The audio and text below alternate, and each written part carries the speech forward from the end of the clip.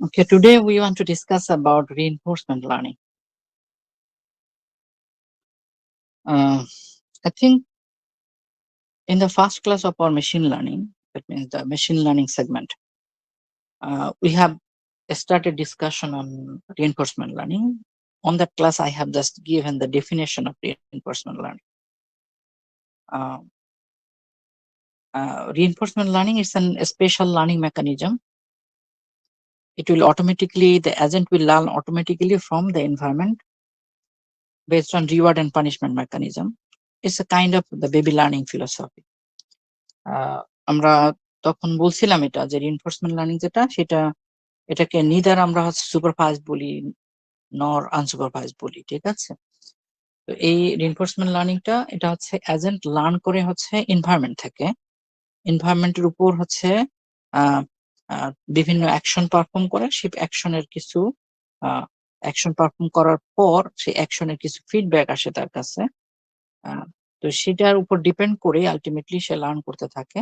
যখন সে ভালো action perform করে আমরা তাকে রিওয়ার্ড দিই, যখন অ্যাকশনটা হচ্ছে তার ভালো বা অ্যাকচুয়াল অ্যাকশন হয় না তখন তাকে আমরা পানিশমেন্ট দিই। তো এভাবে সে এজেন্টটা আলটিমেটলি রিওয়ার্ড এবং পানিশমেন্ট মেকানিজমের মধ্যেই লার্ন করতে থাকে এনভায়রনমেন্ট থেকে। তো এটাকে আমরা রিইনফোর্সমেন্ট লার্নিং বলি। দ্যাট মিনস রিইনফোর্সমেন্ট লার্নিং এর ক্ষেত্রে আমাদের ইনপুট হিসাবে আমরা একটা এনভায়রনমেন্টকে হচ্ছে দিয়ে থাকি। যদিও রিইনফোর্সমেন্ট লার্নিং এর সাথে এখন ডিপ লার্নিং যেটা আছে সেই ডিপ লার্নিং কে মার্জ করে ডিপ রিইনফোর্সমেন্ট লার্নিং যেটা সেই মেথডে আমরা ডেটা সেট তাকে ইনপুট দিই, কিন্তু অ্যাকচুয়ালি রিইনফোর্সমেন্ট লার্নিং যেটা সেটা একটা এনভায়রনমেন্ট ইনপুট নেয় আর আউটপুট প্রডিউস করে, যেটা সেটা হচ্ছে লার্নিং আউটকাম আর কি, ফাইনালি কি লার্ন করলো সে।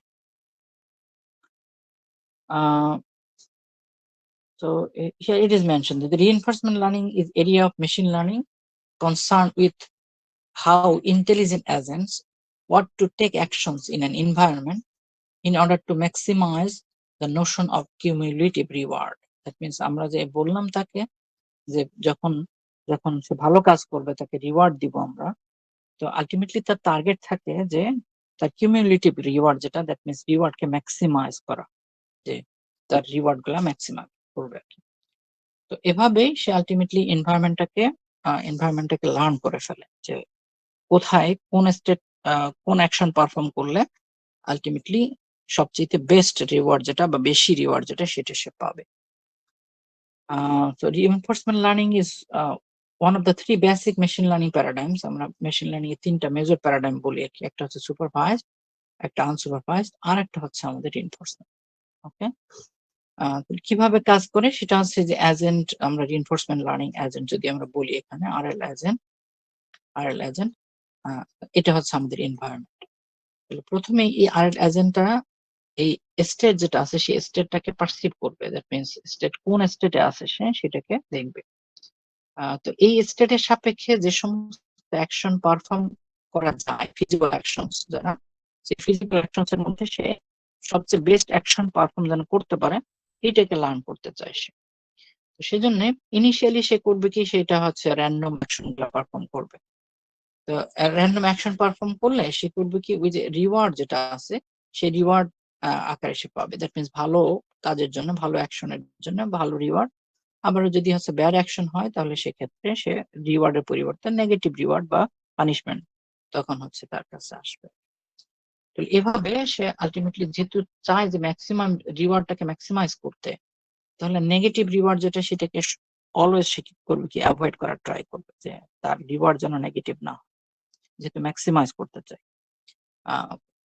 ফাইনালি হচ্ছে এটা এনভায়রনমেন্ট টাকে লার্ন করে ফেলবে। দ্যাট মিনস কোন স্টেটে, এনভায়রনমেন্টের কোন স্টেটে কোন অ্যাকশন আমাকে পারফর্ম করতে হবে সেটাকে লার্নিং করে ফেলবে। এটাকে আমরা এভাবে একটু বলি যে স্টেট হচ্ছে প্রথমে যখন দেখবে যে কারেন্ট স্টেট হচ্ছে S0, তখন সে একটা অ্যাকশন সিলেক্ট করবে A0, আর এই অ্যাকশনটার করসপন্ডিং সে একটা রিওয়ার্ড পাবে R0।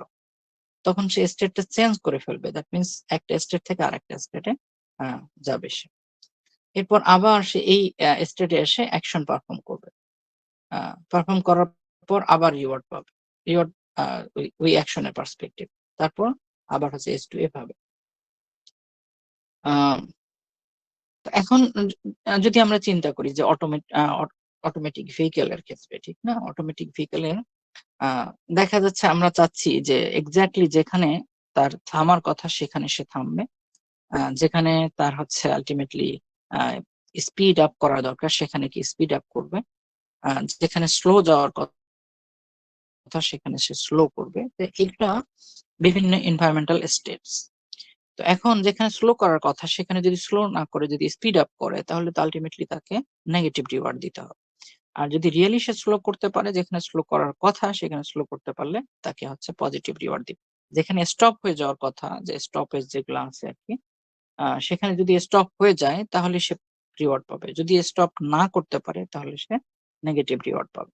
তো এভাবে তাহলে বিভিন্ন আ আ এটা যখন আমরা অনেকবার ট্রেন করব, তাকে বিভিন্ন এপিসোডে ট্রেন করব। ট্রেন করার পর ফাইনালি সে লার্ন করতে পারবে যে এই এনভায়রনমেন্ট এর মধ্যে কোথায় স্টপ করতে হবে তাকে, কোথায় স্পিড আপ করতে হবে, কোথায় স্লো করতে হবে তাকে। ঠিক আছে? এভাবে লার্ন করানো আরকি। So your action influences the state of the world which determines its reward. Okay? তাহলে এখানে সুপারভাইজড লার্নিং এর ক্ষেত্রে মানে ডিফারেন্সটা কোথায় সেটা বলা হয়েছে। সুপারভাইজড লার্নিং ইমিডিয়েট ফিডব্যাক, তাই তো? আমরা সুপারভাইজড লার্নিং করার সময় বারবারই হচ্ছে আমরা চেক করি যে তার লার্নিংটা কারেক্ট হলো কিনা। একটু আগে যখন আমি একটা সুপারভাইজড লার্নিং ট্রেনিং এর জন্য আমরা করছি, যখন হচ্ছে ট্রেন করা হয় তাকে, তো ট্রেনিং এর সময় আমাদের হচ্ছে চিন্তা করা হয় লস ফাংশন। আ লস ফাংশনে কি ক্যালকুলেট করে? ক্যালকুলেট করে যে হচ্ছে তার অরিজিনাল যেটা লার্নিং হওয়ার কথা ছিল সেখান থেকে কত দূরে সে। দ্যাট মিনস তার প্রেডিক্ট করার কথা 0, সে প্রেডিক্ট করছে হয়তো 0.77। আ তাহলে আল্টিমেটলি ডিফারেন্সটা কতটুকু? এররটা কতটুকু? সুপারভাইজড লার্নিং এর সময় অলওয়েজ জাস্ট হচ্ছে একটা ইটারেশন শেষেই আমাদেরকে সেটাকে মেজার করতে হয়। সেজন্য এটাকে আমরা বলতেছি যে ইমিডিয়েটলি ফিডব্যাক পাওয়া যায়। আ যে লার্নিংটা হচ্ছে কি হচ্ছে না। কার্ভ, ট্রেনিং কার্ভ যেটা সেটাকে হচ্ছে কি হচ্ছে না। আচ্ছা, এটাকে সুপারভাইজড লার্নিং বিশেষ করে ক্লাসিফিকেশন এবং রিগ্রেশন পারপাস ইউস করা হয়। আনসুপারভাইজড লার্নিং এর ক্ষেত্রে নো ফিডব্যাক। তো আনসুপারভাইজড লার্নিং এর ক্ষেত্রে আমরা কিন্তু এরকম যে কারেক্ট হচ্ছে কি হচ্ছে না সেরকম ফিডব্যাক পাই না আরকি। এটার কারণ কি? কারণ হচ্ছে আ আল্টিমেটলি সেখানে আনসুপারভাইজড লার্নিং এর ক্ষেত্রে যেহেতু আমাদের হচ্ছে ট্রেনিং ট্রেনিং এর ক্ষেত্রে আ আমাদের কোনো লেবেল নাই। আনলেবেলড ডেটার উপর। তো সেজন্যে তার তার ট্রু ফ্যাক্ট যেটা সেটা কিন্তু আমাদের কাছে নাই। তো সেজন্য আনসুপারভাইজড লার্নিং ডিপেন্ড করে যে কতটা কম্প্যাক্ট ক্লাস্টার আমরা তৈরি করতে পারলাম। সিমিলার আইটেম গুলাকে একসাথে একসাথে গ্রুপ করতে পারলাম কিনা।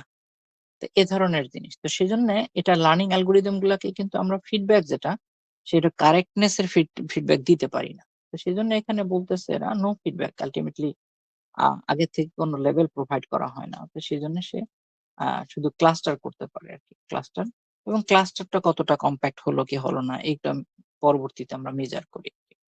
তাহলে লার্নিং এর সময় কিন্তু আমরা ক্লাস্টার কতটুক কম্প্যাক্ট হলো কি হলো না সেটা মেজার করি না। আচ্ছা, এরপর হচ্ছে রিইনফোর্সমেন্ট লার্নিং। এই ৩ টা লার্নিং প্যারাডাইম এর মধ্যে রিইনফোর্সমেন্ট লার্নিং, এটাকে বলা হয় delayed scalar feedback.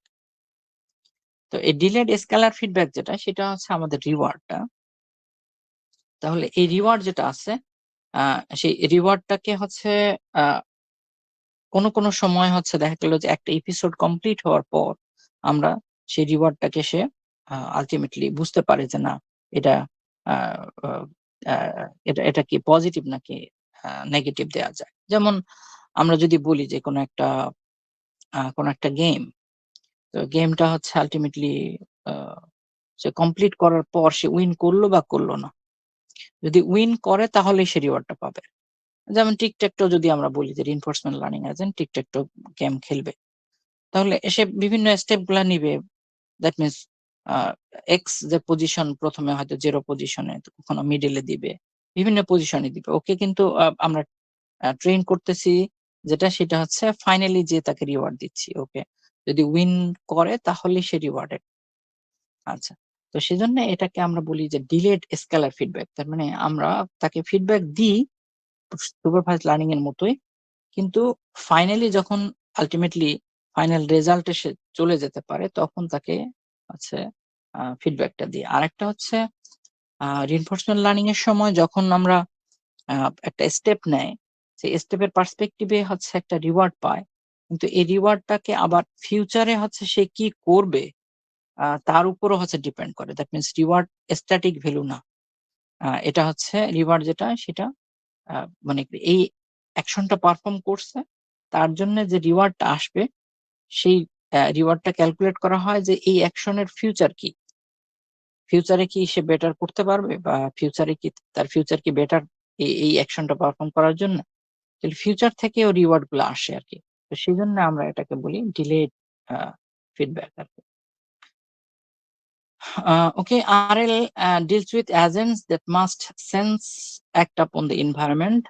This combines the classical AI and machine learning. So এখানে আলটিমেটলি রিইনফোর্সমেন্ট লার্নিং এর মধ্যে সেখানে মেশিন লার্নিংও আছে, আবার ক্লাসিক্যাল এআই যেটা এজেন্ট কনসেপ্টও আছে। তো সেজন্যই এটাকে সাধারণত এআই তেও অনেক সময় ডিসকাস করা হয়, আবার মেশিন লার্নিংও ডিসকাস করা হয় রিইনফোর্সমেন্ট লার্নিংটাকে। কিন্তু এটা ভিন্ন একটা লার্নিং ডোমেইন। আমরা হচ্ছে রিইনফোর্সমেন্ট লার্নিং এখন অনেক অ্যালগরিদম যেহেতু আমরা আলাদা কোর্স আকারে অফার করি রিইনফোর্সমেন্ট লার্নিংটাকে। আচ্ছা, there are several actually applications like robot soccer. আমরা হচ্ছে রোবট গুলাকে রিইনফোর্সমেন্ট লার্নিং দিয়ে ট্রেন করি। এখন এনএলপি যেমন ন্যাচারাল ল্যাঙ্গুয়েজ প্রসেসিং এ আরএল কে হচ্ছে ইউজ করা হচ্ছে, ঠিক না? প্রেডিকশনের জন্য।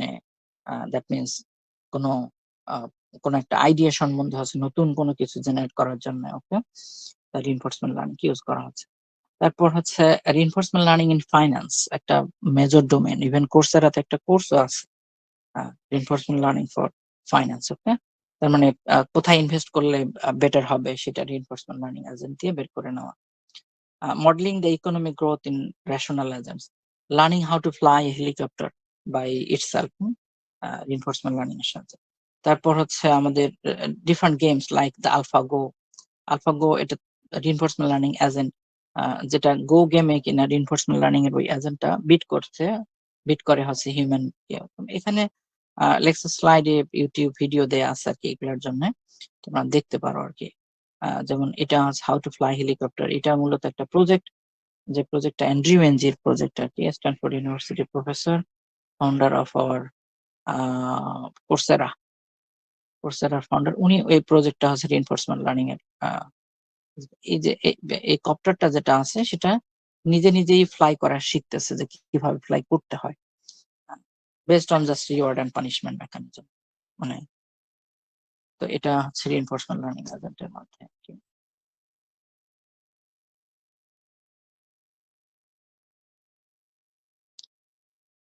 এরপর আলফাগো,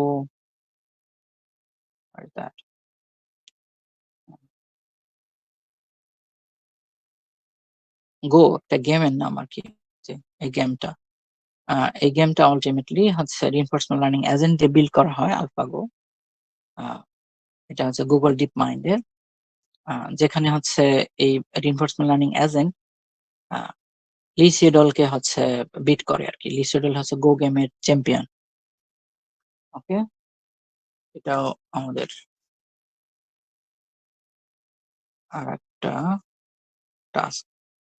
ওকে, তাহলে আমরা এখন দেখি যে কমপ্লিকেশন গুলো কোথায়। এখানে হচ্ছে রিইনফোর্সমেন্ট লার্নিং এজেন্টের কমপ্লিকেশন হচ্ছে the outcome of your actions may be uncertain. তার মানে আমরা যখন ডিজাইন করব তখন হচ্ছে এটা কোন অ্যাকশনের কি আউটকাম আসবে এটা আনসার্টেন। এটার কারণ আছে, কারণ environment, if you think about the dynamic environment, the environment will change, and for that